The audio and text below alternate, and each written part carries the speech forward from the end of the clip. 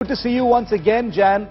We've just heard from the Ukrainian president, Mr. Zelensky, who says that Russian forces have entered Kiev now. They had encircled the city yesterday, but now they've entered the city. What are you hearing from the ground, Jan?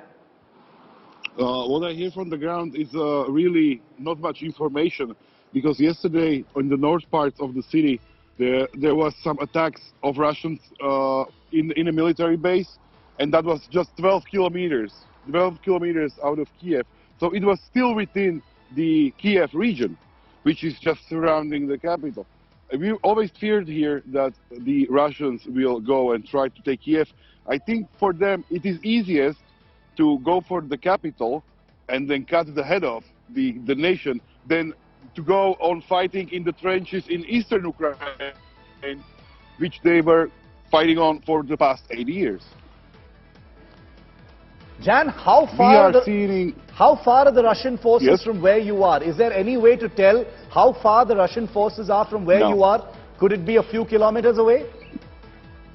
That is for sure true. It's a few kilometers away. But I want to emphasize that these Russian forces, those are not like the regular army with like the machinery. These are special forces that are trying to take over military installation in around Kiev to sort of destroy the defense.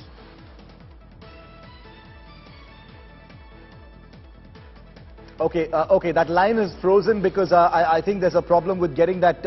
Okay, we're going to reconnect. Network connection is poor. No surprises whatsoever, because there's a possibility that the lines are jammed in Ukraine with people communicating with their loved ones in other places and outside. Lots of communication jamming, possibly also happening with weaponry moving in. So that cannot be, that's not something that can be ignored. We'll try and reconnect once again with Jan. I hope he's okay. He looked okay. We're going to go back to him in just a short while from now. Rajesh Pawar is our man on the ground from Mariupol. He's with me live right now.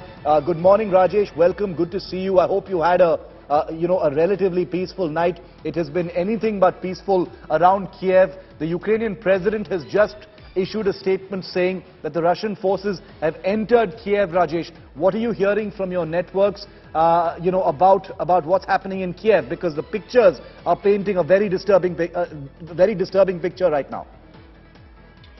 Good morning. I just spoke to a few people in Kiev, some of my sources there, and one of them sent me a video of a Russian aircraft shot near Kiev in the early morning today. And residents in Kiev have reported that around 4:20 in the morning, they heard a lot of blasts and sounds of shells little away from the Kiev, up roughly 20-25 kilometers from the Kiev. So it can't be confirmed right now whether Russians have entered inside or not. And as your previous speaker was saying, these are probably special forces, and all of them need not to be in uniform. As I said yesterday, there are a lot of Russian sympathizers in Kiev as well, who will be collaborating with special forces and will be maybe doing sabotage or some kind of activities which will help Russian forces to somehow gain control of key installations in Kiev and around Kiev. Over to you. What are the facilities in and around Kiev that they would want to take over, Rajesh? We saw the heli-borne operators, heading towards the Antonov airport in that suburb of Kiev. What are the other facilities in and around Kiev that you're aware of that these commandos and special forces might want to take control of? See, I think the most important thing for the Russians right now to seize are the two airports in Kiev. Airport has two airports in Kiev, which can be used for military purpose as well. I think that would be the most important target for Russian special forces right now to take control of. Besides this, there are media centers, communication centers, which if they control it, they'll be able to contact directly the people in Kiev, the Ukrainian people, and that is what President Putin is targeting at. He is targeting the hearts and minds of Ukrainian people, so that people do not resist Russian forces and they do not fight, and their will to fight, it can be broken down easily without firing. Over to you. Okay, is it, I'm just wondering how the day is going to play out in Kiev. Special operators there, but tanks surrounding several other facilities, especially nuclear facilities like Chernobyl and elsewhere. what's the game plan? I mean, what's it looking like? No one can have a perspective like you on the ground, Rajesh. Are they sending in huge masses of equipment and soldiers, or is it like very, very surgical? I don't think it will be very massive force entering inside Ukraine. As per my reports yesterday, they had moved out of Crimea in south, and there's a place called Kherson, from where the water supply for Crimea used to come, which is very vital for Crimea.